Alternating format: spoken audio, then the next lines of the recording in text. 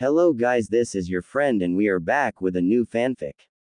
What if Anbu Captain Naruto built a secret harem with Kurama's older sister and Ino? Part 1. And if you enjoy this fanfic then please press the like button and subscribe to my channel for more fanfic like this. And now let's start the fanfic. Konoha. Almost 8 years since the Kyuubi attack, 6 p.m. An orange-clad boy was walking through the village. Blue eyes, sun-kissed blonde hair, whisker marks on each cheek and an ugly suit. That was definitely the pariah of the village, Uzumaki Naruto. He was going back from the ninja academy with a big smile on his face even though looks of hatred were directed at him. Nearing his run-down flat his thoughts were directed to his birthday in 3 days. Since the incident when he was 4 years old, the Hokage would let him stay with his family for a few days so nobody would harm him. He would surely come this evening or tomorrow morning to get him. Looking around his thoughts drifted to the villagers around him. They will see one day that they can't harm me anymore. Just a few more meters and will be able to throw this stupid smile away from my face. Why would I be smiling when every morning I have a giant scar on my torso to remind me that they would gladly kill me if they could? Walking up the stairs he noticed that something was strange. He could hear nothing from his building. No talks, no TV on, no screams, nothing. He went carefully to his flat thinking that the door would be bashed in, but it was closed just like when he left. Something was amiss though. The slip of paper that he always put between the door and the frame was on the ground. That meant that someone entered his house. Deciding to open the door, he put his back on the wall near his door, stretched his hand to the knob and opened the door. An explosion rocked the building and sent him flying to the ground. He was lucky that he didn't open the door normally or he would be missing his arm right now. Still dizzy he tried to stand up and then he saw it. A pipe was in his chest. He looked at it and fainted on the spot, blood pooling around him. Unknown location. He woke up in something looking like a sewer. But he was sure it wasn't in Konoha. He has already been here for a brief moment 4 years ago when he had gotten his scar. Last time there was a voice calling to him but before he could get near it, he woke in the hospital. This time wasn't different, a voice was calling to him, but it seemed to be in distress. He decided to take a look. The closer he got the more feminine this voice was getting until he came before a huge golden gate. There was a red-headed woman clutching the bars screaming at him. Naruto. Naruto. Thank goodness you are here. Fast, I will explain everything in a few moments but right now we are in a crisis. You were hurt and are probably dying right now. I can heal you, but I need you to take off the seal that is keeping my powers at bay. It's the talisman on the gate, fast rip it off. Naruto was perplexed. What was she talking about? He was here not hurt or anything. No, he was hurt. He had this pipe lodged in his chest after the explosion. If it was true what she was telling he would risk his chance. He took the talisman seal and was ready to tear it off. But before he could do anything a hand grabbed his own and has pushed him away from the gate. Minato. You don't understand. Your son is in grave danger. I need him to tear it off or else he will die. The redhead screamed at the man. Wait, did she just say son? This man would be his dad. And Minato. The only person to bear this name in the village was the Yondaime. As he looked up, he could see the face of the man. It really was the Yondaime Hokage. Wasn't he supposed to be dead? I won't let you trick us, Kyuubi. I won't let my son just take off this seal, said Minato. As he was going to just block out the woman, another one appeared. Another redhead, but her hair was much lighter than the woman's behind the bars. She isn't trying to trick you, honey, she is telling the truth. Naru-chan is really hurt outside. She said. Kushi-chan, Kushi-chan, Minato and the Kyuubi said in unison. Yes, it's me, Minato, Kurama. But first we need to do something. Before anyone could do anything, she ripped the seal herself and the gates opened. Kura-chan, please help our son. Of course, Kushi-chan, said Kurama as she flooded the pipes in the sewer with her chakra. In the outside world, the pipe began to disintegrate, and the wound started healing. Minato and Naruto tried to say something, wrapping their heads around what has transpired, but before any of them could open their mouths, the now named Kushina spoke. I think you need an explanation. I never told you about my relationship with the Kyuubi because the walls have ears and eyes in this village, and if it got out, we would have been in danger. Now, dear, I think we should all introduce ourselves to Naruto here. Let me begin. I'm Kushina Uzumaki, and I am your mother. I think you know who I am by now, Minato Namikaze, and I am your father. But you must know me as Yondaime Hokage. This might be strange, but I am the Kyuubi. My name is Kurama. Naruto had enough at that moment. Yondaime is his father, the woman before him is his mother, and the other one is the Kyuubi.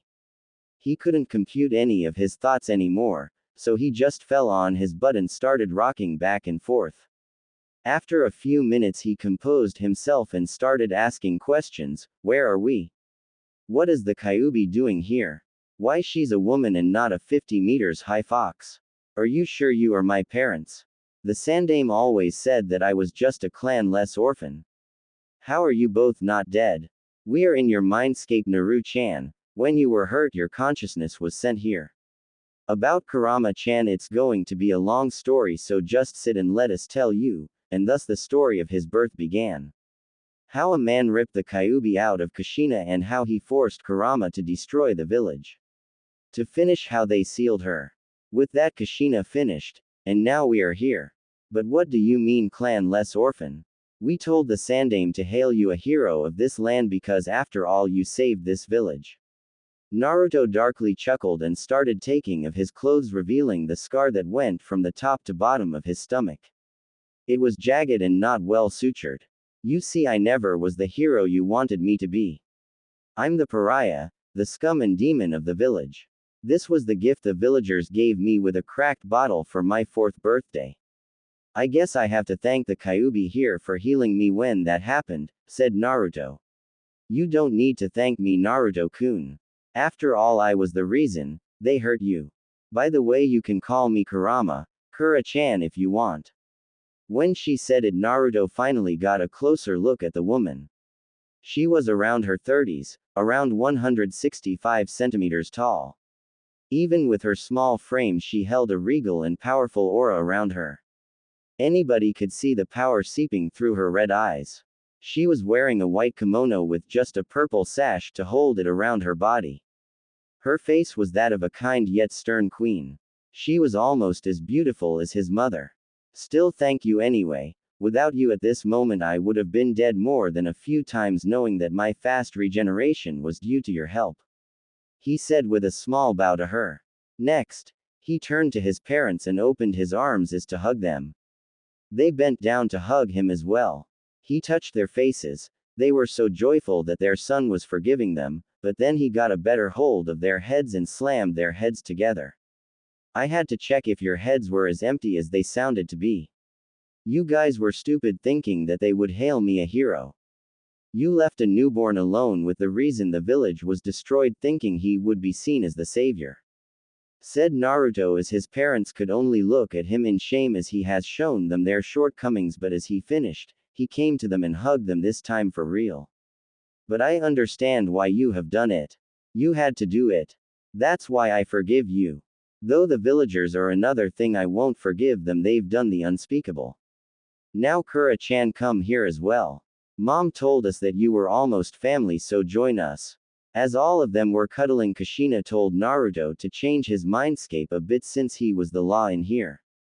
He concentrated and the effect was beautiful. The ankle-deep water was transformed into lush green grass, the pipes with his chakra into multiple creeks and rivers. Seeing Kurama, he forced a simple yet cozy house for her since she wasn't locked behind the bars anymore. Thank you, said Kurama as she couldn't comprehend what happened. She was the source of his pain, yet here he was giving her a place to live in this beautiful scenery. But why would you do that? I was the source of your pain all these years and now you give me such a beautiful gift. There is nothing to forgive, Kurama-chan. It wasn't your fault as it's not mine that you are trapped in here. And after all, you are family since you were locked in my ancestors for so long.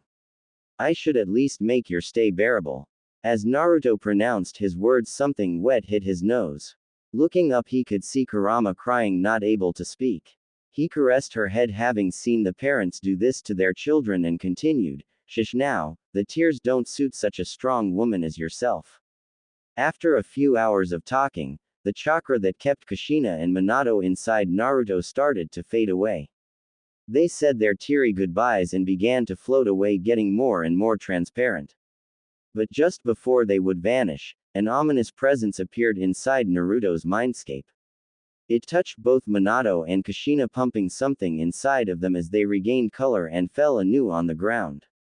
Looking up, Minato knew instantly what it was. The Shinigami. Deathly pale face with red horns and white hair, he couldn't forget this sight from 8 years ago. All of the occupants in the grassy fields were forced to their knees just from the sheer amount of power it was exuding. Feeling it was enough, the Shinigami rained his power so they could breathe normally and opened its mouth.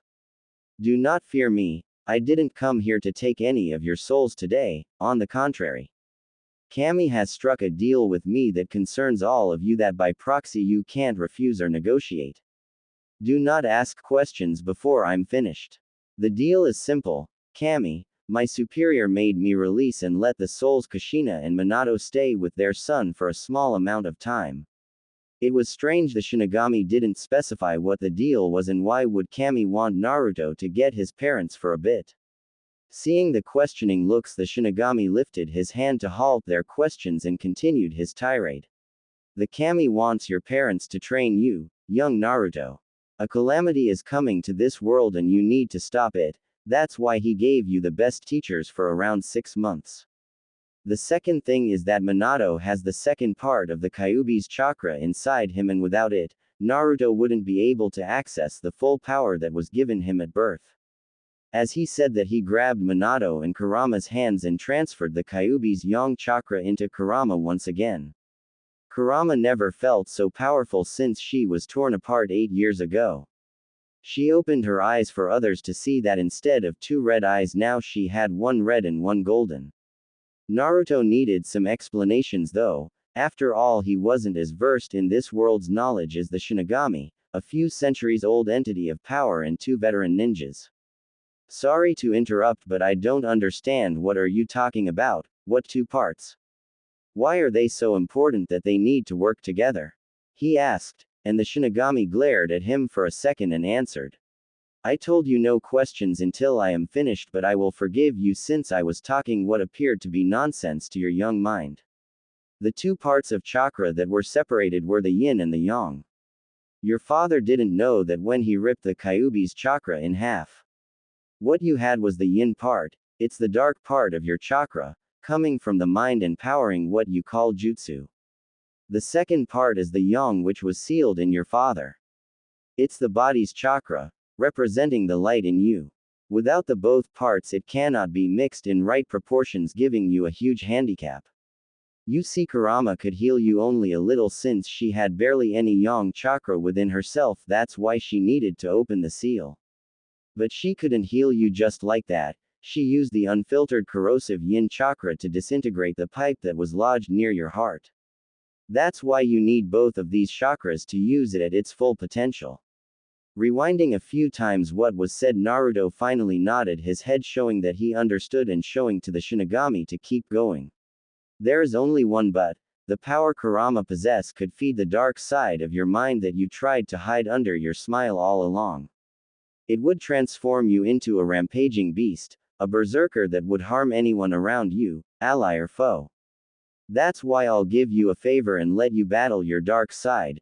Before Naruto could say anything, the Shinigami put 2 fingers on his forehead and Naruto's eyes flipped and his body tensed up. Unknown place. Naruto found himself on the ground alone in some strange valley. Getting up, he could see himself with a sad smile and the same red eyes Kurama had. "So, the Shinigami sent you here to battle me to gain control over me. So how are you going to do it? Head on? Trying to think on your feet? I am you. I know your thoughts. You won't be able to outsmart me." Dark Naruto said. That made Naruto think. If he really knew his feelings and thoughts, then an open battle or an ambush wouldn't work. But when he started to think, he heard someone crying deep in his head. He concentrated on the voice he heard. It was of a boy, not any boy, it was himself crying in his bed to sleep. He could hear Dark Naruto's thoughts as well. He opened his eyes with a look of pity directed at his dark side. I'm sorry, I've burdened you with all of this and closed you off behind this mask of happiness. I was stupid doing the same thing the villagers did. I dumped all of my hatred and negative emotions on you. I will not battle you. The Shinigami said himself that you need both the yin and the yang. In this case, I am the yang and you are my yin. I accept you. Dark Naruto smiled at this and started to disappear as Naruto said that. The dust that he created went to Naruto's heart and an echo sounded throughout the valley. Thank you. Naruto's mindscape. The Shinigami lifted his fingers off Naruto's forehead. Naruto himself has fallen to his knees, closing his eyes. Have you conquered your dark side, young Naruto? Pressed the Shinigami. No. This answer put his entourage in a somber mood. I accepted him. He was me, my dark side, or should I call it my yin side? You said it yourself, Shinigami-sama, the yang cannot exist without the yin.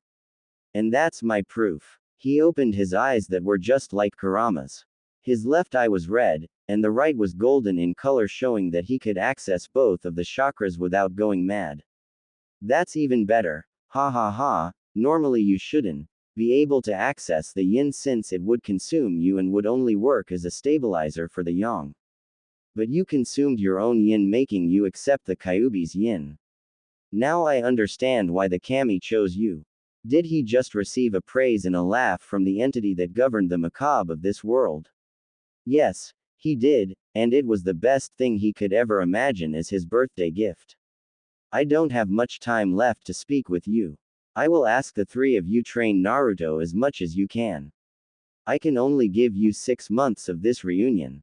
I will come back then to tell you about the rest of the deal that the kami made. Do not fret, it's nothing extravagant, but it won't be easy. As a parting gift, we'll let you know that the Anbu that were supposed to watch you are dead and replaced with strange people. Beware of the cross. As he said that, the Shinigami disappeared, leaving everyone dumbfounded. Did they really get some time with each other, even if it was only in his mindscape? They could work with it, but they had more important things to do right now. Naruto-kun, you need to exit your mindscape right now. No one came to your help. Even if you are healed outside, you are still unconscious. You can't go back to your apartment since it's in shreds. Fast, you need to find a hideout. We can communicate with your thoughts. Said Minato. Naruto just nodded and concentrated on going out. Once he was out, he looked at himself. His clothes were in tatters and he had a gaping hole where the pipe pierced his flesh. Looking around, he wanted to dash straight to his hideout in the village, but remembered that the Anbu that were watching him were replaced. He thought about it for a second but couldn't find an answer. If he went to the streets, someone would attack him. He wasn't strong enough to go even a kilometer inside of the forest of death without being clawed by a 5 meters bear. And he couldn't risk someone knowing his location. Before he could boil his brain by overthinking, Kushina gave him a solution. Naru-chan, close your eyes. I will transfer you the knowledge about the Shunshin no Jutsu. You said that the Hokage normally would pick you up during your birthday. You could Shunshin inside his office. That way you would gain protection without revealing your hideout. Beware though, even if you know how the jutsu works, you haven't practiced with it yet, so you might hit something on the road. Maybe it won't be bad since you would look even worse when you appear in his office. That was a sound idea. Get protection from his Ji-chan and at the same time get the answers he wanted all of his short life, even if he already knew them. It would at least feel good to not be lied to anymore. He gathered his chakra, did the tiger seal and teleported to the Hokage's office. He hit some walls on the road, but nothing he should mind right now. He found himself just in front of his Ji-chan and some other man. He looked at him and saw a cross-shaped scar on his face. He remembered the last words of the Shinigami, beware of the cross. He opened his mouth and said, Ji-chan, I need help, and he passed out from the hits he took on the road. A few hours later, Naruto woke up on the couch in the Hokage's office. He rubbed the drowsiness from his eyes and have seen the Sandame hovering over him. Hey, Ji-chan, everything okay? He asked, trying to make the old man smile to no avail. Naruto-kun, thank goodness you are awake. What happened to you? I was so scared when you appeared in my office all battered up. The Hokage was almost shouting, distressed seeing the state in which his surrogate grandchild was. Naruto gained a mature look that was unfit for a child his age. I will explain everything, but it should be private. You should dismiss your Anbu and maybe look on the ceiling near the door. Hiruzen waved his hand to dismiss his Anbu and directed them to the place Naruto guided him to. It was strange when an Anbu fell from the ceiling when Hiruzen threw a kunai in there. The Anbu in question had a blank mask, and when it was removed there was a seal on his tongue. Can you tell me how you knew there was someone in the ceiling that even myself didn't detect? I will explain everything. Now you should probably sit down for this because it won't be easy to comprehend. So, it all started today when someone put an explosive in my flat and almost blew me up. He said with a calm voice as if he was talking about the weather. Someone did what? The Sandame asked. Before I continue, do you want to tell me something? Naruto asked, looking longingly at the photo of the Yondaime. Catching up to what was going on, Hiruzen did a few hand seals to cast a silencing seal on the room. I understand that I cannot lie to you anymore, Naruto-kun. I will be blunt. Hiruzen recounted the story of Naruto's life in shame. When he finished, he was ready to get screamed at or for Naruto to blow up, but he didn't. Naruto lifted himself from his seat, went to his grandfatherly figure and hugged him. Don't worry, Ji-chan, I forgave you already. You protected me already well enough during my birthdays. Even if sometimes I got harmed, you shielded me from the worst. He went back to his seat and continued looking at Hiruzen with a smile. Though just for your information, have you lied to me once again, I would probably start my plan EE.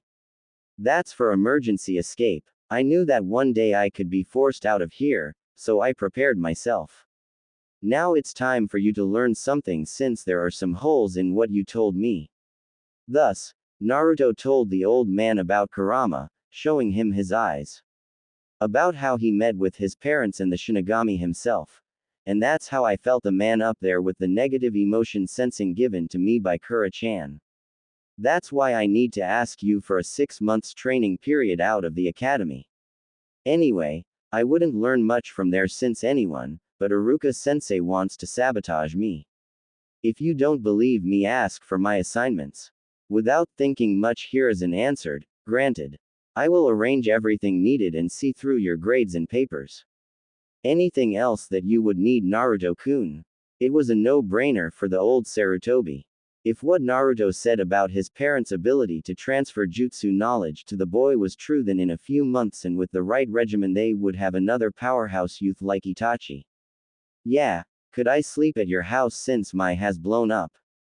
Naruto asked with his usual looser behavior while scratching the back of his head. Oh, and Tu-chan wanted to make a deal with you. He wants me to be supervised only if in name, because it would be strange if I would improve drastically without a teacher. As payment he would tell you how to defeat this. Naruto said, showing the tower of papers on the desk. Yes, you can. I will find someone after your birthday. Now tell me, what's the secret? Screamed Hiruzen, almost lifting Naruto by his clothes. I don't know what that means, but he told me to show you this, Naruto said with a sense of panic and made a cross seal. Hiruzen only sat down looking at it. First he showed a smile, then he started laughing and then crying and laughing again and crying again. This sequence repeated for at least 5 minutes until Hiruzen crossed his fingers and shouted Kage Bunshin no Jutsu. Many copies of himself popped up and started doing his work. He stood up and took Naruto's hand and turned his face to the boy. Now Naruto-kun, let's go to my house. Try using Shunshin on both of us. Don't worry, I will guide us out of the harm's way. That way you will understand how to turn properly with the Shunshin. As they arrived at the house, Naruto was spent for the day and asked if he could go to sleep right away. As the sleep has taken him, Hiruzen watched him from the door with a somber expression. such a young child with such a huge burden. He will be 8 in 3 days and he already has a plan if the village wanted him gone. Time skip 7 days. The worst time has passed for Naruto with Hiruzen and his family. Since his wardrobe was destroyed, he asked for some clothes as his birthday gift. Now he was wearing black shinobi pants with black ninja boots. On the top he had a black long-sleeved shirt with a turtleneck that served as a mask if needed with an orange Uzumaki swirl on his right arm. Imagine Kakashi's shirt without his Jonin vest. He didn't waste his time since he had only 6 months to master what his parents knew or at least a part of it. His dad said he wouldn't be learning the Hiraishin. It wasn't a technique in his mind anymore. It was a weapon of mass destruction. He was scarred by the nightmares when he remembered what he did with it. He wanted the jutsu to disappear with himself. That's why he never made a scroll to learn it. Anyway, when they have seen what this new chakra of the Kyuubi could do, they knew he wouldn't need it. The yin chakra was corrosive and if he coated a body part with it, he would burn and dissolve the thing he touched. The problem was that it burned him as well. To a lesser degree, but still the burn would be dangerous. On the other side, the yang chakra strengthened him many times as well as healed him. He could still remember what happened when he coated his fist with the golden flame and punched a tree for the first time. A perfect indentation of his fist was left in the wood. A feat that even some chunin couldn't do. Nonetheless, this strength came with a price of him becoming fatigued much earlier, even if he was the incarnation of stamina. That's why his tenants forced on him a monstrous regimen that would prepare him for future battles. His father transferred his hummingbird style into Naruto. A style that relied on speed and fast killing of the opponent. No mercy was given to the enemy, just a fast death. Anyway, Naruto didn't need a heavy-hitting style since he could use the yang chakra to outpower the opponent or the yin chakra to slowly eat through his opponent if he couldn't get a fast finishing blow. Literally. His mother gave him her sword style, the hidden dragon style. It was then that Naruto understood the profession he was forced to take would lead him into a world of violence and bloodshed. It did something that Naruto wasn't sure was possible. With the use of chakra, it could transform anything into a blade. From his hand to a simple twig. Anything could become a sword in his hands. Kurama couldn't impart him much since her fighting style was that of a 50 meters tall beast. In short, not suitable for a human. She only gave him the knowledge about her chakra and how to use it effectively. In short, Naruto had a lot to practice since even if he knew the styles in his mind, his body wasn't ready for them. They required muscles that everyday life didn't solicit. They decided that right now the best would be for Naruto to learn how to use the basics of his taijutsu and the empty hand stance of his kenjutsu as well as the control over the yang chakra. Right now, it was almost midnight and Naruto was coming back to his house that he repaired with some shadow clones that he hanged to look as simple carpenters. Looking around, he saw a woman on the ground holding her side that was bleeding profusely and 3 men over her. The snake bitch is at last where she is supposed to be, on the ground. Now before you die, we will have some fun, one of them said with a sneer. The woman on the floor didn't want to die like this, humiliated and soiled. Someone please save me, she cried in her mind since she was too proud to show it. Naru-chan, please help her. These men want to do unspeakable things to her, pleaded Kushina. No, answered Naruto, I know what they want to do to her. I already helped her once, and do you know what happened when I went in to save her? She ran, leaving me alone against 3 adults that beat me up so hard that even Kurama-chan had to heal me for 3 days because of the amount of broken bones. He said that with anger in his voice. Please Naruto-kun, help her. I understand that you hate the fact about what happened last time, but please save her. Don't let her die like the trash, soiled on the ground, raped by her own villagers. Kurama pleaded with Kushina. If something happens like that time, I will show you all what happened 4 years ago, so you guys understand why I hate the villagers. Naruto reluctantly obliged and pumped the yang chakra in his legs, engulfing them in tongues of golden flames, and sprinted at the group. Before the man could touch the woman on the ground, something golden flashed in front of his eyes.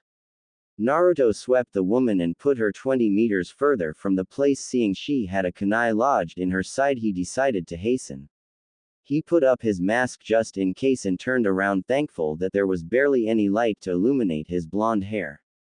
He turned around and have seen what were the eternal genins, people that were over 20 years old yet never had any success on the field and either stayed genins or died on the missions. The luck was on his side. He pumped even more yang into his legs and arms and rushed at them, knocking them out before they could even see his face. He put them all in the trash and sprinted to the woman. She was barely conscious because of the blood loss, but before she passed out, she told Naruto where she lived. He could heal her with the yang chakra, and even if he brought her to a hospital, they would think he was the one who did it. He grabbed her arm and shunshined them to her home. Quickly thinking on his feet, he took of her trench coat and her mesh. He had a grim expression looking at the wound. Even if he healed her with the yang chakra, the kunai that was in her has been old and rusty, leaving bits of metal in her lungs. She wouldn't live long if it stayed there. He took out the kunai and started using the yin to disintegrate all of the metal and rusty bits of the kunai. He burned himself to a high degree because he had to control precisely the chakra, and the only way he could do it was by taking the toll himself. When it was done, he started sealing her wound with the yang. She was in the clear now. Looking at his hand, it lacked skin at many places and hurt like hell, but he didn't have the possibility to use any more yang or he would pass out himself. So, he just took a towel and bandaged it for the night. Leaving her home, he closed the door and shunshined to his house to get some sleep. Next morning, the woman from the previous night awakened groggily without any pain in her side. She remembered now. She was saved once again by the Uzumaki brat. She concentrated on her surroundings and have seen two figures over her two and only friends, Azuki Yugao and Kurenai Yuhi. Anko, what happened to you? We were so scared when you didn't come last night, said Kurenai. Before Anko could understand everything that happened last night, she said, Uzumaki brat. The beauties in her house gained angry looks on their faces, and before Anko could tell anything more, both of them shunshined to the said Naruto. Naruto woke up when someone smashed into his door. His head still had burn marks because Kurama didn't want to risk giving her host any damage by forcing any yang chakra. He looked up and have seen the two women. One had unruly black hair, red eyes, and a strange dress. The other was in a standard Anbu gear with a katana drawn and ready to kill. They both shouted at him, "What have you done to Anko last night, you bastard?" And lounged at him. He evaded the kunai from the black-haired woman, but he has put himself in the strike of the purple-haired woman. Her katana pierced his stomach, but a strange golden flame appeared around the wound. "C never should have helped her," he said to his tenants that were in a state of panic. Naruto, however, grabbed the offending katana and plunged it deeper, making it come out the other side. This was a painful tactic, but it gave him the way to grab the attacker and try to pummel her with the yang-enhanced fist. It didn't work as the raven-haired woman started the seals for a genjutsu. At the same moment, Anko came through the door and shouted, "Stoop." But it was too late. Kurenai has already put the boy in the genjutsu. Yugao took the sword out of his gut, but the flame sealed the wound, not leaving any trace. The boy, however, started spasming, knowing he was already in the Magen Narukumi no Jutsu. Anko ran to him, trying to stabilize him so he didn't harm himself while spasming. "Anko, what are you doing? He harmed you last night, didn't he? Let him rot in the genjutsu," asked Yugao. Kurenai, lift the genjutsu. You guys fucked up big time. He saved me last night. I will explain later, but now lift the fucking genjutsu up before he bites off his tongue. Ordered Anko, and Kurenai could only do what she was told. The spasms stopped, and 30 seconds later Naruto came back to reality with an angered look directed at the three women in his apartment. "Great, next time that one of your friends is about to be raped, I will remember to not help her if getting stabbed and put into a nightmare is the thank you. Maybe I should even call a bar so everybody can enjoy. Sincerely, you. Now get out of my house. I would tell you to close the door, but you dimwits bashed it in." "What do you mean raped? Gulped Yugao, seeing the blood dripping from her swords. Haven't I told you to get out? Well, if you insist, ask your friend there what happened last night. And maybe the night 2 years ago. He said, disgusted by the three women. He could feel shame in them, but he didn't care. I was drunk again last night and these three eternal genins ambushed me. They stabbed me in the side and were going to rape me. Just before they could though, Naruto here rushed in and saved me, again. I guess he brought me home and healed me even though I don't know how. Said Anko, angry at her friends who held their heads down looking at their feet with Yugo trying to hide the blade behind her. What do you mean again, Anko-chan? Asked Kurenai, but Anko didn't want to answer this question, to which Naruto rose back to his feet. You see, when I was 6 the same situation happened, though that time, I didn't have the strength to beat them or defend myself.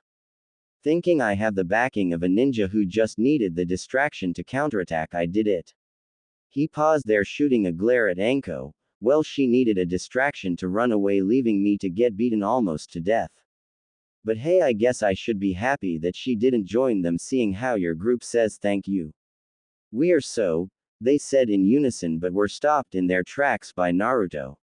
Yes, sorry. Keep it to yourselves. You showed how thankful you are already. I don't need to know how sorry you are. I had enough things lodged in myself today. I changed my mind. Can you stay here because I need to find a new door and don't want anything more destroyed today. As Naruto stomped out of the house in Shunshin somewhere. We fucked up big time, didn't we? Let's hope he doesn't tell Hokage-sama or else we are neck deep in shit. Said Yugao. Yes, we did, but he won't do it. The Hokage won't be able to do anything to us since we are all Jonin or Anbu and the council will protect us. It won't matter. Said a sad Anko. Only Kurenai had a blank look on her face. The kid pushed a sword through himself all alone and was beaten to death at least few times if she remembered right. She forced him to see something even worse with her genjutsu. He is 8 years old. We didn't even think what we were doing. I subjected an 8-year-old to torture with my genjutsu. Finally Kurenai opened her mouth, sick with herself. With Naruto. Are you happy now? I knew that would happen in the end. If not for Kurama-chan, that would have been an instant trip to a hospital. Oh, wait, the hospital would have let me die. Said Naruto to his mother and Kurama. They couldn't even tell that they were sorry. Naruto has done something good and the world smacked him for that on the head. Once I install this new door we are going to train, I need to be stronger so situations like these won't happen anymore. I can't even tell the Hokage. He won't be able to do anything. The council will sweep the entire thing under the rug. He neared his house with the wooden board in his hands. No need for a new expensive door. It would be destroyed anyway. Not paying attention to the three women inside, he summoned a clone to help him replace the door. He put on the last bolt and turned around to them. Can you please tell me why the air you still here? I have my door on. No need for you three trying to coax me into being sorry by doing my bed and cleaning my blood off the floor. We want to know how you healed me last night and why is your hand still burned when you healed the stab within a second. At this Naruto looked at his hand that he forgot from this ordeal and pumped the yang chakra inside. The flame engulfed it and a few seconds later it was as new. Like that, and I burned myself trying to disintegrate the metal bits that were lodged inside Enko's side, if I remember her name right. The guilt on their faces was now clear as water. He burned himself to the point his skin was non-existent to help their friend and they tortured him. Nice. If you want to know more you can go ask the Hokage, he finished with a smirk. They couldn't unless they exposed themselves. Now out, I think you girls did enough this morning. They couldn't argue anymore, so they quit his flat and went on with their lives disgusted by themselves. All of them but Kurenai, who wanted to know something else. What have I made you see in the genjutsu? She asked. For sake you really want to know? Then sit down, I will tell you what happened 4 years ago and let you imagine what have I seen in your genjutsu, he said with Kushina and Kurama listening intently since he never told them what exactly happened. That night some sick decided to see if I really was human, so he took kunais and crucified me to a wall. Then he took some broken glass to be sure that it hurt as much as it could. He opened me up and started looking what I looked like inside. He made everything to keep me awake the entire time. 4 straight hours of cutting and inspecting. The trip to T&I would be more pleasant for a 4-year-old. He chuckled darkly as he lifted to show the nasty scar. Something normally impossible for the Kyuubi Jinchuriki. Kurenai looked as she was going to puke. Back in her days, every academy student were forced to see what was going on in the T&I to prepare themselves. They were only shown the light version of the section but still left many of them scarred. Yet this boy in front of her said it would be pleasant to be in place of the prisoners that were tortured. She got up and with tears going out of her eyes she quit the house. Finally, Naruto could go at last to the training ground in his hideout to train. Next day, Naruto got up today without anyone barging through his door. It was a good day until an Anbu sporting the same purple hair as the woman who stabbed him yesterday came to him. Hokage-sama wants to see you, Uzumaki Naruto, she said and shunshined with him to the office. Naruto was greeted by the Hokage and his clones inside. The grandfather looked at him and said, "Good morning, Naruto-kun. I chose someone for your guardian. I think you can relate with her in some way. Now please let me introduce you, Anko Mitarashi." Naruto gained a scowl at the name, and when the 20-something-year-old entered the office his scowl deepened, and her face fell, still ashamed. "I refuse, Ji-chan. But why? She is a Jonin and can teach you very well with your other teachers. We have a conflict of interest. If you want to know, you can ask her yourself." The Hokage turned to her and motioned for her to speak. "It would be better if my friends Yugao and Kurenai were here." He asked instantly for them to come in. When they did, their faces fell, seeing the blonde inside, thinking that he snitched on them. "Now can someone tell me why 3 of my Jonin kunoichi have a conflict of interest with an 8-year-old? Hiruzen was getting impatient. "Yesterday, I got drunk and some eternal genins tried to rape me. Naruto here saved me and healed me while burning his hand. He left me only in my bra. That's why when I woke up Kurenai and Yugao thought he was the one to do something to me and Yugao stabbed Naruto while I put him in the hell viewing technique." Finished Kurenai, awaiting the wrath of the god of shinobi. She wasn't wrong when the killing intent made all 3 of them go down on their knees with Hiruzen showing a furious face. "You 3 imbeciles, you are at least old enough to know that a prepubescent boy isn't interested in women. Tell me how you imagined him doing something to her with his only serving only to pee at the moment." He roared at them. "Naruto-kun, are you okay? I can't imagine. What have you seen in the genjutsu?" Hiruzen went back to his Ji-chan mode, still forcing the kunoichi to the floor. "Let's just say it was worse than 4 years ago and leave it at that. Don't worry, Ji-chan, you know I have a high pain tolerance." That struck a chord in the women. They have seen it yesterday when he pushed himself on the sword. "I'm sorry, Naruto-kun, but you know I can't punish them. The council wouldn't allow it. But I have an idea." The Hokage chuckled darkly, letting the women stand up. "Azuki Yugao, Yuhi Kurenai, Mitarashi Anko. You have a new long-term mission. You are to train Naruto Uzumaki for the next 6 months. Normally the pay would have been a monthly S rank, but as punishment it will be only an A rank for each of you.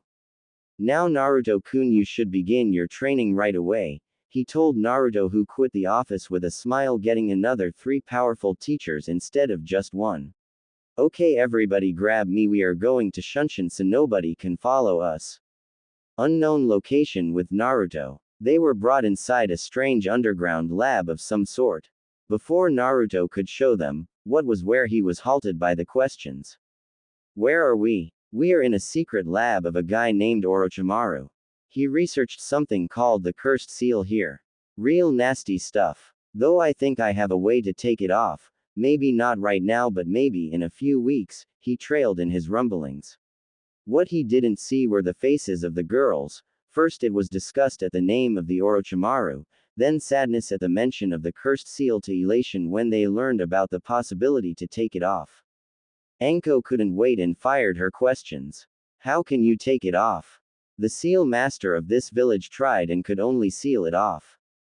The same way I disintegrated the metal and rust in your wound. What will you hear now is an S-ranked secret. You can talk about it, but it will throw you and everybody you know in prison or straight to execution. You sure you want to know? He asked, seeing the glint of hope in her eyes. Then he remembered when he has seen Anko almost she had one of the prototypes on her shoulder.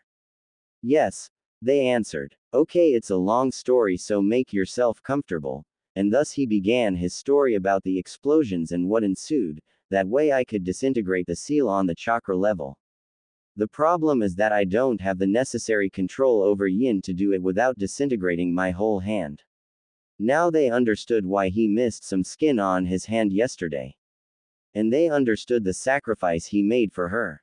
Anko looked him in the eyes and bowed. Thank you. I never said it, but thank you for the last time and this time. I never thanked you. Lift your head, Anko-sensei. A simple thank you would have been enough. Now shouldn't we start the training, senseis? Naruto told with a scratch to the back of his hand and spawned 10 clones. Time skip 5 months. If you asked Naruto how his last 5 months were, he would sum it up in one word.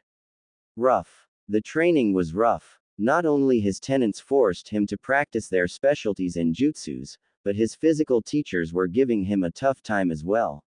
When Yugao learned that he was learning the hidden dragon style, she has gotten a malicious glint in her eyes. She was a kenjutsu expert using her dancing moonlight style. She wanted to spar one day against a hidden dragon style user one day, though when Kushina died the last user died as well. Now that Naruto was learning it, she has gotten another chance for the spar. True, even if he mastered it, he wouldn't be able to make her go all out because of his lack of physical strength as a child. But in a few years, she dreamt. Since then Yugao would always train Naruto in kenjutsu until a point which Naruto accepted her. She had this half-annoying big sister half-caring mother side which appealed to Naruto. Anko was a bit down because she couldn't force him to become like her.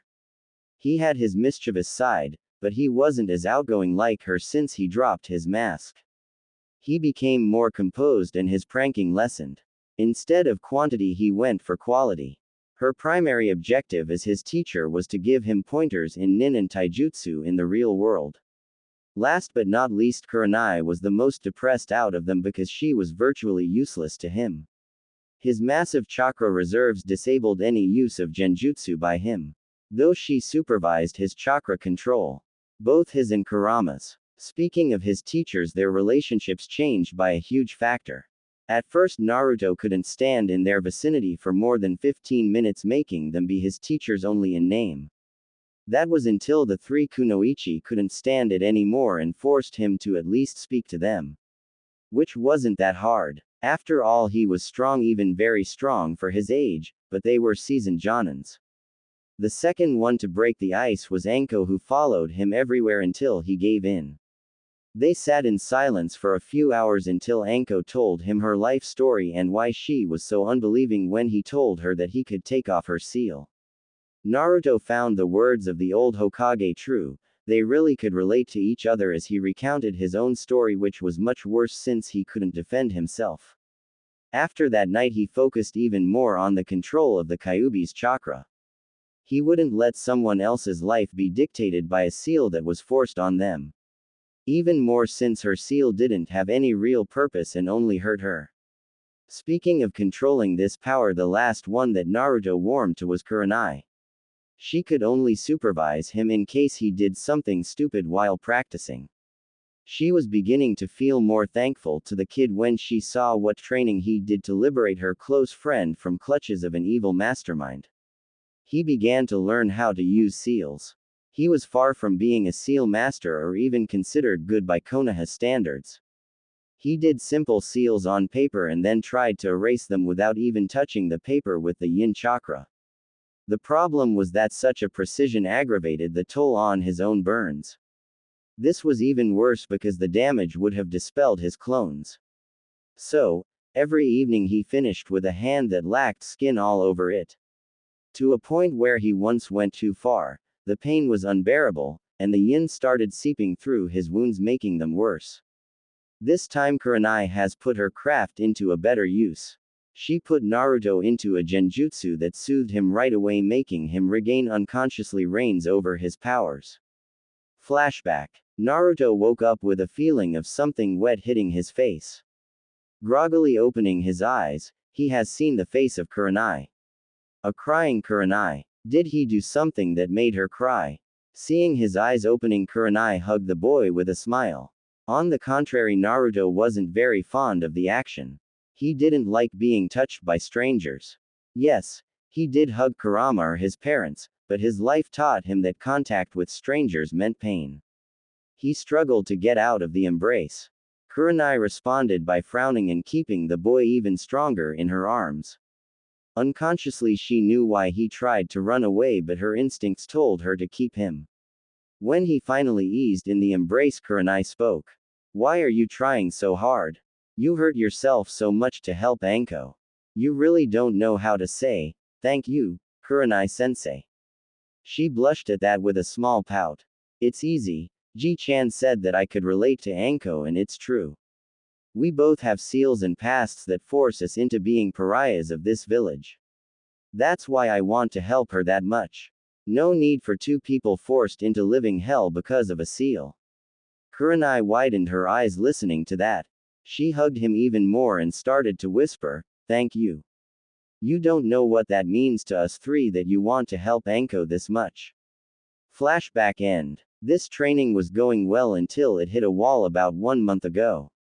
Naruto has gotten good enough to destroy any kind of seal written on normal paper without suffering any injury. This had some additional perks because his control over yin and yang was very good, making all of his teachers astounded by the progress. The problem was that Naruto could only erase a seal on paper. He wasn't sure if it would be good enough to not harm a human with the yin. He couldn't ask anyone to let them apply seals on them to try and destroy them. With a bit of thinking he got an answer. It was the chakra paper. It was so sensitive to chakra that even a small amount would show someone's nature, even civilians. That was the wall. It was so expensive that the amount he needed to train would exhaust a family's monthly budget. He needed money and he knew what to do. Flashback. So how are we going to finance this project, Naruto-kun? Anko asked dejectedly. I have an idea. We are going to trade information with Ji-chan for a hefty sum. To be exact, the information about all of Orochimaru's hideouts in the village. Naruto responded with a naughty smirk. Hokage office. Naruto and his three friends entered the office. The sight pleased Hiruzen as all four of them were smiling and Kurenai was roughing Naruto's hair. Finally, Naruto gained some friends even if they were more than double his age. What brings you here at this fine day? Asked Hiruzen, taking a puff from his pipe. I want to trade crucial information, Gigi, answered Naruto. Oh, and what would it be? You've already given me the secret for the paperwork. Let's say for a price of one S-class mission I give you info about all of Orochimaru's hideouts in the village. This put Hiruzen straight into his Hokage mode. This wasn't a simple matter anymore. If they could gather data about his older student from there, it would greatly benefit the village. Naruto, how did you come to get this intel? Tell me, quickly. This scared Naruto a bit. Gulping, he answered. You remember about my plan EE. The place that I chose for my hideout turned out to be one of his cleaner laboratories. Inside there was a map with all of them inside the village.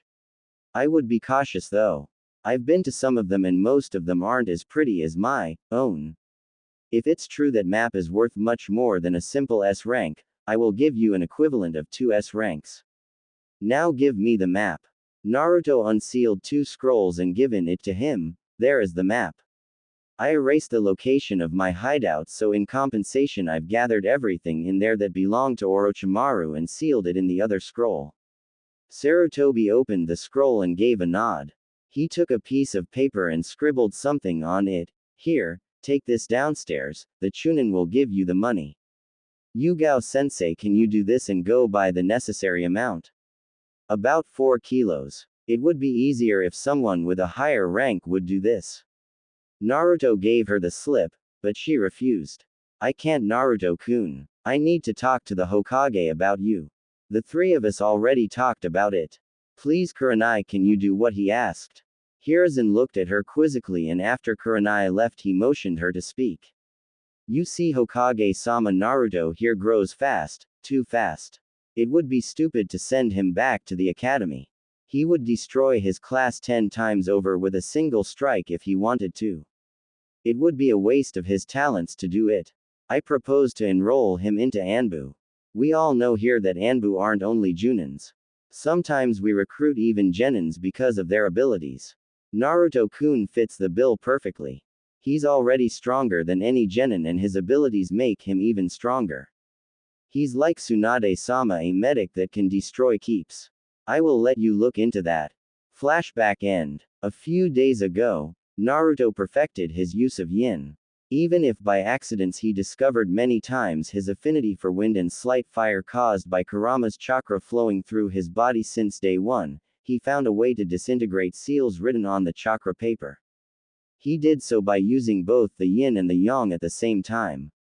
The yang would create an almost infinitely thin border around the seal, making a vessel for the yin to flow through the chakra-infused ink and leaving a perfect and usable chakra paper behind. Today was the day to free Anko. The preparations were complete. For the last hour Naruto spent time with his interior tenants, making sure that everything would work perfectly. He entered a room where Anko was sitting in only her sports bra. A necessity for kunoichis. Kurenai and Yugao were holding her hands to relieve the stress. Naruto stood in front of them, looking Anko straight into the eyes. She didn't trust herself to speak, so she just gave him a smile and a nod. He nodded back and began.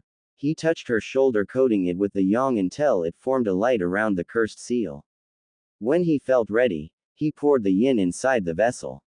A few seconds later he did something that even the seal master of the village couldn't do. He destroyed Orochimaru's magnum opus. To be on the safe side, he flushed her shoulder with the yang to neutralize any yin that could infect her. Looking at his fingers, he has seen some burn marks.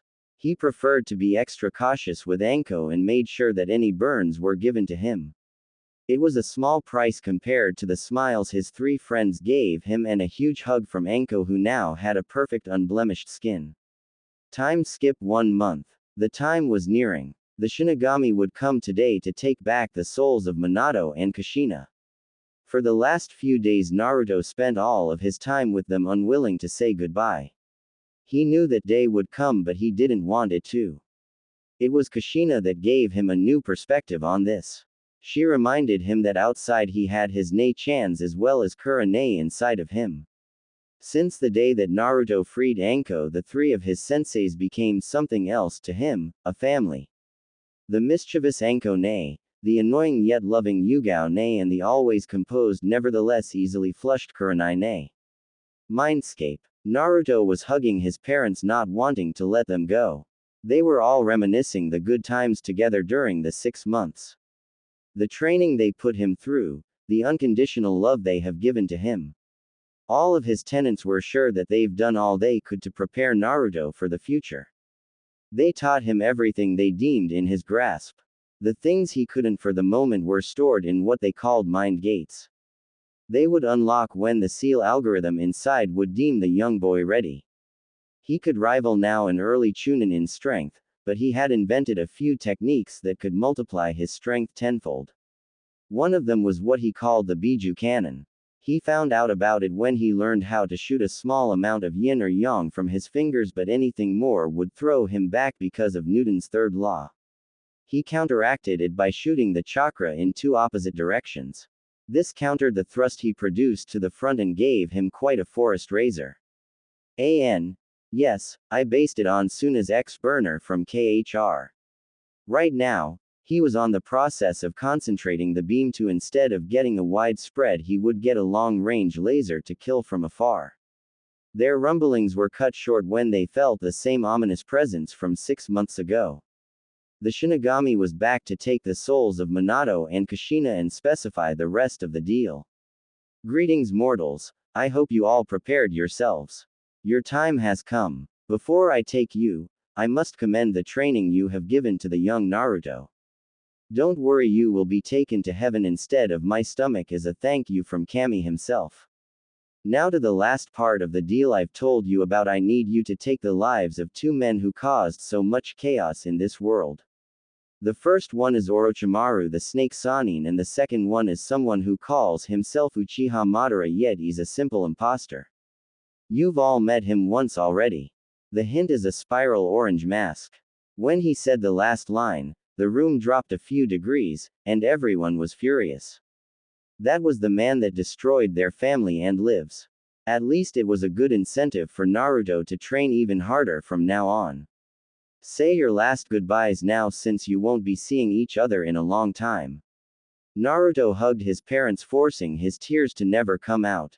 He would make them proud and wanted them to remember him as a strong, growing, and cheerful boy. He wasn't going himself to spoil this memory by his tears. Hideout. Naruto came back to himself in the real world. He looked around and started crying for the first time since a long time. Soon his sisters came to soothe him until he cried himself to sleep with his head on Kurenai's lap. Sometimes you forget he's just a child. He's not even 9, and tomorrow he will begin his training in Anbu. Seeing him cry like that makes you question the order of this world where children have to kill each other for their village, said Kurenai, brushing one of Naruto's locks out of his face. Next day, Naruto was brought to the Hokage's office by his ex-teachers since yesterday their mission has come to an end. Today his life would change drastically. He would be incorporated into the Anbu. He shouldn't even be a genin at his age, yet the Anbu was going to welcome him. Like you've said, I pondered about the Anbu route for Naruto, and after you've told me about his exploits, it would be dangerous to make him go back to the academy. Kurenai, Anko, from this day you regain your duties to the village. Yugao, or should I say Neko, you take Naruto to the Anbu HQ. They know everything and his compulsory training will start in 2 days. Dismissed. Yugao took back her mask and put it over her face. She grabbed Naruto's shoulder and Shunshin to the Anbu HQ. Kurenai and Anko took the more traditional way out of the building. That is through the door. It's going to be much less lively without him, said Anko with a sigh, going to her house until the next mission. Meanwhile at the academy, Iruka had enough. It was Monday, he had a hangover, and his students were always the liveliest on Mondays. This was going to be a long day. He scanned over this class, still asking himself if the clan heads had an orgy or something. Most of the clan heirs were in this class. What are the chances for this to happen in a single year? This had to be planned. Suddenly a hand rose. This wouldn't be strange, but the person who raised the hand, it was the Shisten meekest to be Kunoichi he knew, Hinata Hyuga. It had to be urgent if the girl dared to ask something in front of class. Yes. What is it, Hinata? He asked tentatively. Sensei, do you know what happened to Naruto-kun? The idiot surely dropped out. Someone shouted from the back, making all of the class laugh. Actually no, Akima. He was taken into an apprenticeship by a jonin. This was at least what he was told by the Hokage. The laughter ceased and no one dared to say anything more until a screeching voice shouted. Ha, the idiot had to be taken into apprenticeship or else he would kill himself. The voice appeared to be coming from a pink-haired girl, Sakura Haruno. She was in this class only because her mother forced it. The laughs began anew, safe from a few people. The first one was Sasuke Uchiha. He was too cool to laugh and had a better things to do, like having a stare-off with his arch-nemesis, the wall. The second one was Hinata. The last was a platinum blonde girl, Yumenka Ino. She never spoke to the other blonde, but she always thought he was funny in some way. After everybody calmed down, Iruka pursued with the normal art class. It was useless, but at least the brats shut up. Time skip 6 months. Naruto just turned 9 today. He had a huge birthday gift presented to him by the Anbu commander. His own mask and the Anbu tattoo on his right shoulder, meaning he finally completed the Anbu training and would become a true ninja. Yugao came to the commander office with Naruto in tow for the inauguration, as she was the referent for the soon-to-become Anbu.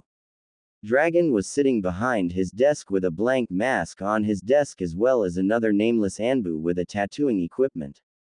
He motioned Naruto to go to the Anbu for the tattoo. 1 hour later it was done. He was happy that the ink they used was chakra-based, so unless you had to show it, it would stay hidden because he has foregone the sleeves on his shirt as he always burned them off while using Biju Cannon at full power.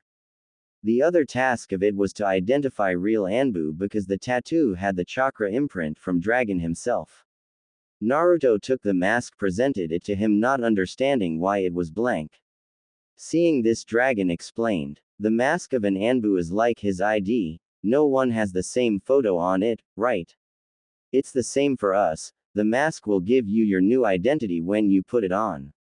Naruto nodded and tentatively put it on his face. Soon purple markings began forming an animal. He produced an ox mask. An animal known for its great strength. After seeing what Naruto could do with his yang, he didn't have any doubts about it. "Welcome to the family, Ushi. Stay in the HQ, tomorrow morning I will have the first mission for you," said the commander. Next day, Naruto was woken up by Yugao at 5 a.m. to announce that Dragon wanted their presence in his office at 6 a.m. When he got ready, she gave him a long box. "I couldn't give you your birthday present yesterday. Happy birthday, Naruto. Come on, open it." Inside the box was a 50 centimeters long wakizashi. It was perfectly pitch black and fit into a matte black scabbard, suited for a ninja since a reflection from a normal blade could reveal your position. It was beautifully crafted. It is coated in chakra metal, that way you keep a normal blade's sturdiness with the capacity to put chakra out.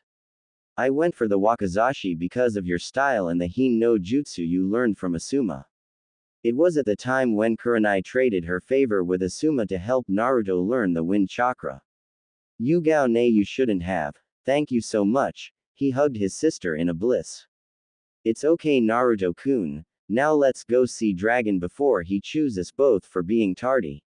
When they entered his office, Dragon was sitting once again behind his desk. What did he do all day other than sitting? Did he sleep there? Was he even human? Perfect timing, 6 a.m. I have a mission for both of you since Neko you are still his referent until the end of this mission. It will be simple. The Hokage wanted to see the firepower of Ushi in a real-life situation, don't hold any stops. Neko will carry you back if you exhaust your chakra. Don't worry, it's all accounted for. He turned around and given them the files. The mission is simple, some Nukenin have gathered around 80 bandits around them. You are to infiltrate the camp, if there are prisoners escort them out and then raise the camp to the ground. Dismissed. As fast as they could, Naruto and Yugao ran to the place around 100 kilometers away. They spotted a good place to oversee the camp and check for prisoners from afar. Thankfully or not, there were none in this camp, only bandits and Nukenins inside. This was good, they could launch an ambush attack at full power from the start. A few hours later they had a plan. Yugao was here to only serve as an emergency backup in case something went wrong. They waited until the bandits would be the most tired from the day and the hour has come. Naruto made clones to secure a perimeter in case someone escaped. He recited the Anbu teachings, they aren't humans, only targets to kill for the good of the village. He signed to Yugao, who signed back to him. He gave her his hands and she gripped them with all of her strength. She spun him around and threw him in the air in the direction of the camp. She herself went farther away, knowing the plan. When the bandits have seen a golden light in the sky, and someone scream Yang meteor, it was already too late. Naruto concentrated Yang in his legs and used the principle of the Biju cannon to propulse himself to the ground at an immense speed. A few clones have done the same, unleashing a hellish blast of energy, evaporating anything in the radius of 10 meters around and throwing back everything else. The clones popped at the impact themselves as the blast was too much for them. The real Naruto, stealing his nerves, used his new Biju cannon variation. He pumped yin into his hands and thrust them outwards as to a normal one and screamed Biju tornado. It started with the streams of yin shooting 50 meters at each side. When this was ready, he put his arms at an angle, making the thrust spin him around. Yugao herself was astounded. She hit the stop at her timer when the light from the yin bubbly and red chakra died down, letting her see a perfect circle where nothing but Naruto existed. 30 seconds was the time he needed to destroy the camp. She wasn't sure if she would even be able to beat his time. It was the right call to put him to Anbu. Maybe he wasn't strong enough to fare against single strong ninja, but his role as a castle destroyer was fulfilled even better than she thought. In her amazement, she hasn't seen Naruto falling to the ground because of chakra and mental exhaustion. The Anbu were prepared for anything on the missions because they were 90% of the time veterans. Naruto was integrated into Anbu before he even became a genin the normal way. This had to be over 80 kills for his first one. It had to take a toll on him. She rapidly took him on her back, whispering, "You did good, Naruto." She sprinted straight to the HQ to give her report to Dragon while Naruto was still asleep on her back. "Neko, you are faster than I predicted. Did something wrong happen on the mission?" "No, sir. Everything went perfectly and Ushi did like you told him. He lifted all of the stops, that's why he's still asleep." "Good, now give me the report." We went to the destined location and positioned ourselves on a hill near the camp. Ushi used his negative emotion sensing to determine that there were no prisoners. We waited for the night to make the ambush. All it took was around 30 seconds for the camp to cease existing. Nothing was left. I took a photo to prove the carnage that was made. She took a photo from her pouch and given it to him. It showed a perfect circle of ground. The grass was annihilated as well as a few meters of the soil. That's almost alarming. That would put him on par with our rank demolishers, at least at this occasion. I already have the report from the drill instructors about his strength, but I want your honest opinion about him. Ushi is the typical case of the Anbu that we take for their special powers and bloodlines at an early age. His personal skills are at most mid-chunin, which is above good for a child his age, but most of the ANBUs would destroy him. His skills wouldn't save him since most of them require charging for a small amount of time. In the future he should concentrate about his normal ninja skills. Understood. Good job, your payments will be in your accounts by tomorrow. Take Ushi to the Yamanaka as well, he's going to need a third unbiased party to talk to. Dismissed. The accounts that Anbu used were different. They had their own bank that passed their funds through some other Anbu-made banks that accepted anyone.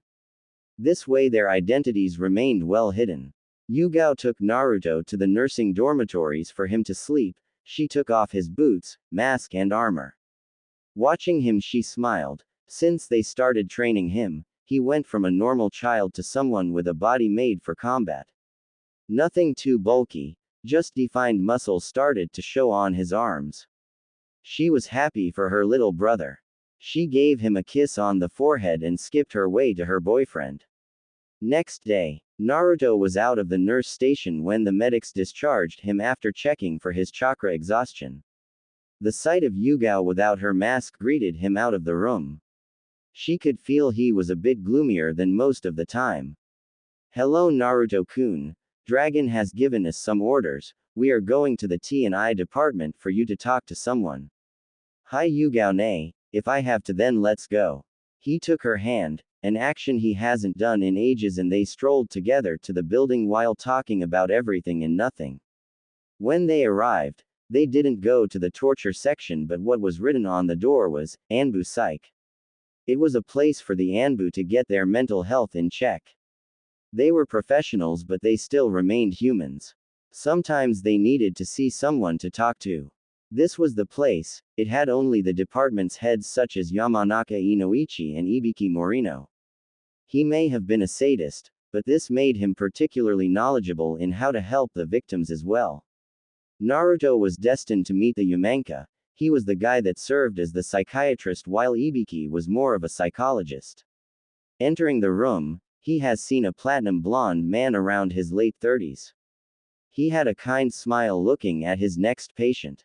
"Good morning Naruto-kun, in here you aren't exactly an Anbu, you are my patient. That's why we will be on the name basis. Do you want Yugao to stay with you or do you prefer her to wait for the conclusion?" "I prefer to be alone for this." No offense Yugao-ne, but with you here I won't be as comfortable as with a stranger that won't judge. She understood that very well. Close people tended to either try to help with soothing words or would judge you even if in the slightest. He needed someone that would just listen or give genuine professional advice. I will wait outside, don't worry Naruto-kun, said Yugao, quitting the room. Do you want to start Naruto-kun? Or would you prefer for me to ask questions? Inoichi asked. I want to start before the feelings of yesterday start to fade. You see, I was in the class with one of your clan members, Ino. While she is learning how to throw shuriken in the academy, I was already killing people. I knew what it entailed, thinking I was ready. And I was until I have seen the massacre that I did yesterday. I have killed around 80 men in a time span of 30 seconds. And it was only the first time. I will do these missions often now.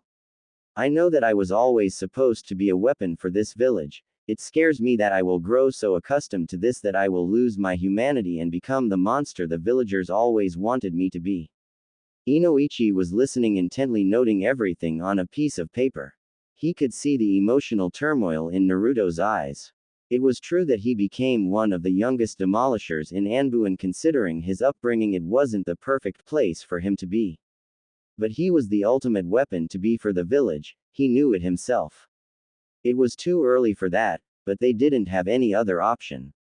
Putting him inside a normal cell would only serve as a balance breaker. Listen Naruto-kun, we all think we are ready to kill when we quit the training, every time it backfires on us. Most of the veterans have mental problems that they cope by having strange quirks. You will understand in the future if you meet some of them. You killing these people was the only option we had. You protected the new generation this way. We never grow accustomed to the killing. It becomes a part of us that makes us protect our companions from the fate that we give to others. The Anbu Creed is a testament. We fight to win.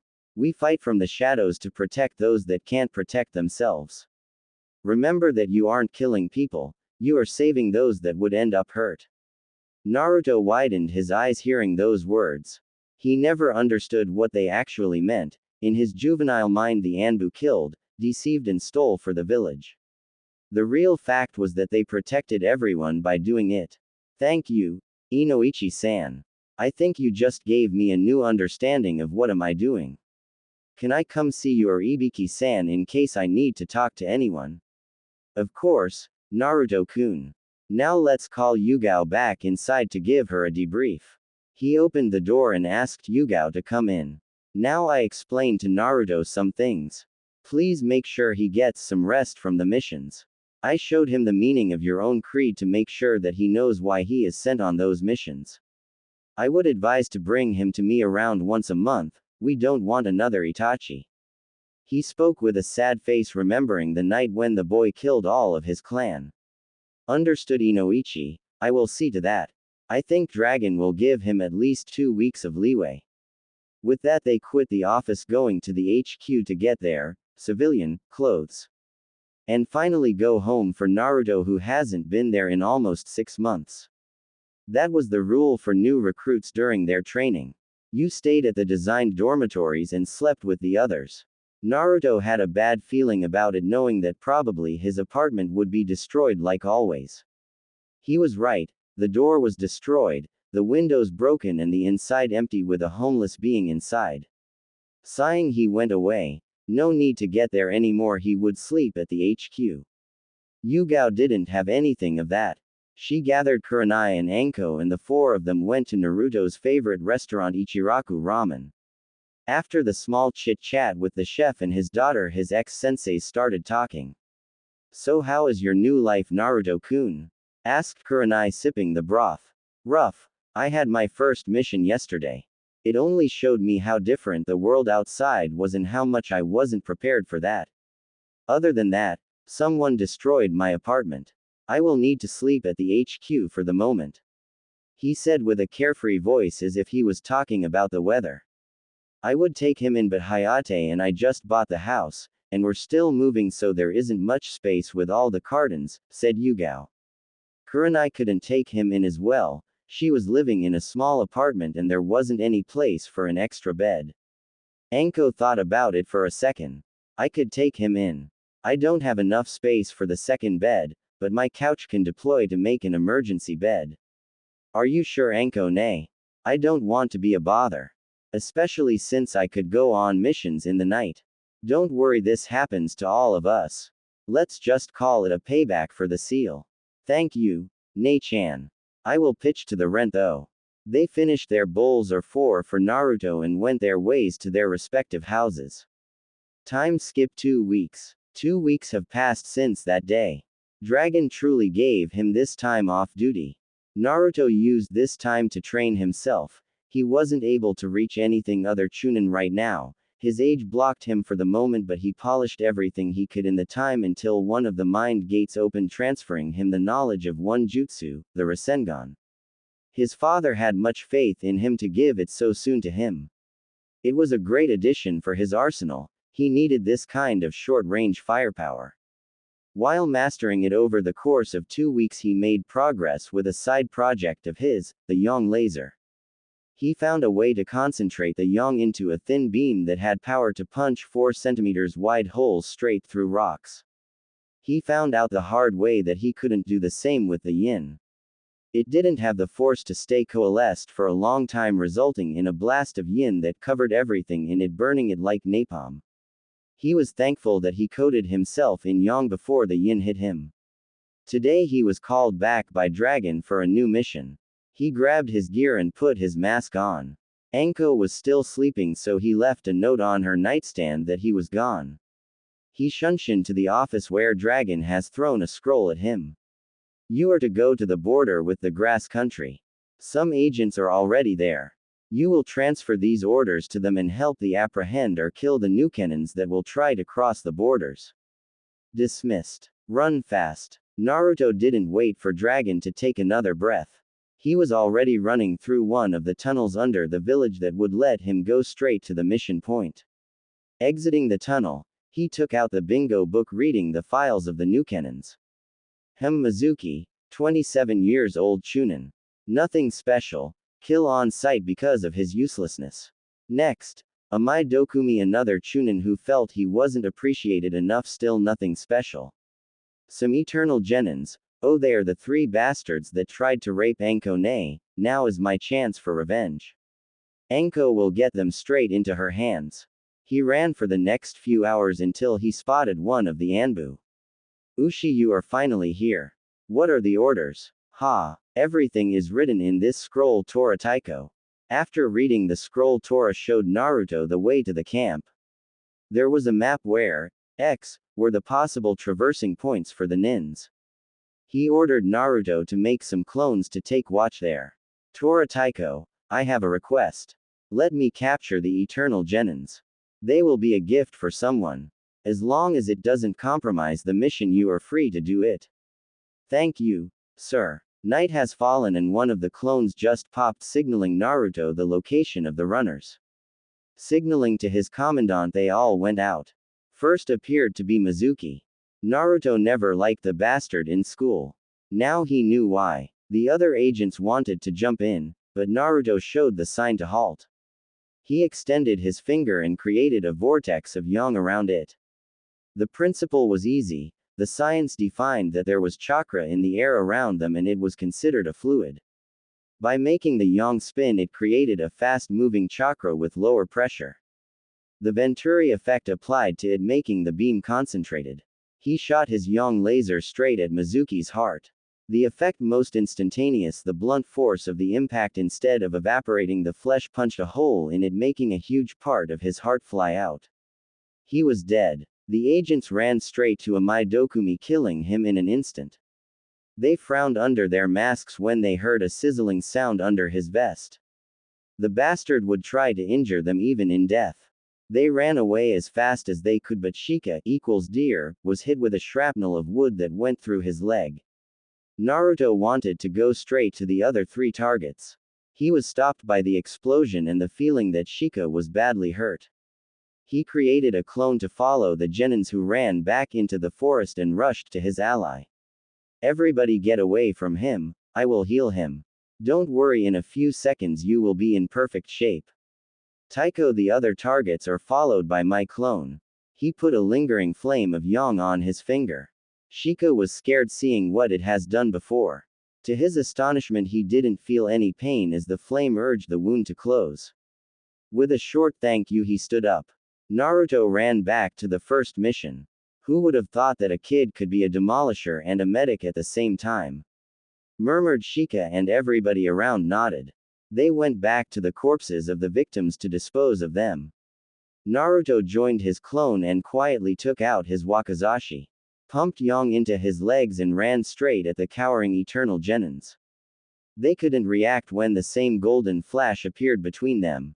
Naruto used the Hin no Jutsu at the last moment of the swing to extend his range, cutting all of their Achilles tendons, making them fall. He took the prison scrolls given to him by his squad and sealed them inside. The mission was done. The squad could head back home without any casualties thanks to Naruto. That would earn him some points with the other Black Ops. The road was silent for the most part, only Shika said a louder thank you to Naruto for the quick help. Once again, they were all in the dragon office. He was too often in this place. Good job everyone, I will take the prisoners and heads of the runners to the T&I. Dragon Tycho, can I give the prisoners to Anko myself? Yes, give the heads to them as well. Dismissed. Naruto ended in the T&I building using the tunnels under the village. It was convenient for them. Instead of going around the buildings, they head straight roads to every important place in the village, such as hospitals and administrative buildings. He has seen Anko lounging on a couch drinking coffee and chatting with Ibiki about a new torture she invented. It was deranging to hear them laugh about it. Maybe these were the quirks that Inoichi told him about. He put his mask on his belt and greeted the both. Hello Ibiki-san, Anko ne. I have brought you some gifts. 2 heads to scan and 3 eternal genins that you know pretty well, Anko ne, he said with a mischievous smile, throwing them the scrolls. Anko reciprocated the smile with her own and stood up. I think I will test what we were talking about earlier than expected, said Anko. Later that day, all they learned was the fact that someone offered them a place in grass country, but they didn't know who. Anko faked the fact that she knew they were telling the truth and played with them for a long time after that. They died the next day. Time skip 4 years. Naruto's 13. Yo, if you didn't keep track with the ages. Naruto lounged in his and Anko's house. It wasn't particularly big but had 3 rooms and 2 bathrooms, which was more than enough for them. After a month of living together, they decided to buy a place for them. Naruto, having the pay of an Anbu, helped greatly in the effort. Speaking of him, he had grown quite a bit. His puberty began around a year ago. Anko still made fun of him, remembering his voice change. He has grown to around 1.65 m, slightly above average than guys his age. The added testosterone in his body defined his muscles, making his shoulders and biceps visible thanks to his sleeveless shirt. His wardrobe didn't change much since that time. The biggest change was in his hair. He learned on a mission in Land of Earth that his spiky blonde hair made them remember the Yondaime, his dad. So, he had let it grow to a point he could make a short ponytail out of it. He slicked it all to the back, this way it didn't catch too much light on stealth missions. His face matured without any baby fat thanks to constant missions and training. His puberty did him another favor. It destroyed the roadblock in his training. His body started to adapt to the skills he needed to learn, opening new mind gates containing advanced moves of his Tai and Kenjutsu as well as some jutsus, making him able to rival early Junins if he pushed it. He should be around the same level or a bit stronger than Itachi at his age. He could say his life was good at the moment. He didn't have much social life apart from Anko, Kurenai and Yugao. He was quite protective of all of them, showing it when he scared Asuma using his cubified eyes if he did something to make Kurenai cry. The same happened to Hayate. His career in Anbu evolved when he did the toughest demolition mission in all of his time. It was a way to help the now appointed 5th Mizukage, Mei Terumi, to liberate her people. He did it by destroying 3 keeps that were just before evacuated of prisoners. It was his first mission as the captain. Flashback. He looked at his men and women. They were Neko, Inu and Tenzo, or Yugao, Kakashi and Yamato, who didn't even have a real name. He looked on the plans of the keep. It was the last one that housed a big amount of the anti-bloodline faction as well as many prisoners. We are going to wait for the night. I will make you a door to evacuate the prisoners when you are ready. Go as far away as you can. I want to test a new skill I invented. And wait for the night. They did. As soon as Hei entered the hold, they sensed something was amiss. The prisoners were all asleep and no guard was there. They unlocked the cells and started to take out the people inside. As they wanted to exit, they found themselves blocked. All of the ninja that were supposed to be inside waited just outside the wall. It was an ambush. They had to be informed about the other keeps. Fast, Neko. Inu, take the prisoners outside and run. I will hold them here. Tenzo, assist me. This wasn't time to question the orders and they did as told. For the next hour they transported the people inside while Naruto and Yamato fought for their lives, with Naruto healing Yamato anytime he was hurt. They seemed to just never end until Kakashi came with good news. The prisoners are outside, he screamed. Good, now run. Tenzo, close as many as you can in a dome and run as fast as you can. I will make them disappear. Tenzo nodded and gathered the most chakra he could without hampering his escape. Mokuten. Mokujoheiki. He screamed, proud of himself, closing all of the assailants in the dome and ran away as fast as he could. When Naruto sensed them far enough, he launched his new technique. He made holes in the dome with the yin and put his hands in them. He created two balls, one of yin and one with yang inside. The idea behind was that when both of those would mix, they would produce neutral Biju chakra. In this case, he slammed them together, making the mixing far too fast, resulting in a chained reaction explosion. He screamed, Yin Yang Nova, and let the balls slam into each other as far away from him as he could, and taking cover himself. The dome opened on the top and released a beam of light to the sky. He would have to calibrate the power output another day, happy with the result. After which he coated the keep in the yin to melt it to the ground. Flashback end. That was one of many demolition missions that Naruto took. He remained on the sofa until an Anbu came to his house and told him, Ushi the Hokage requests your presence. With a sigh, Naruto prepared himself for another mission in his mind and Shunshin to appear on his knee before the Hokage. Strangely, next to him was Inu in the same position. Please stand up, Naruto-kun, Kakashi. Take off your masks as well, you won't be needing them for the next mission, said the Hokage.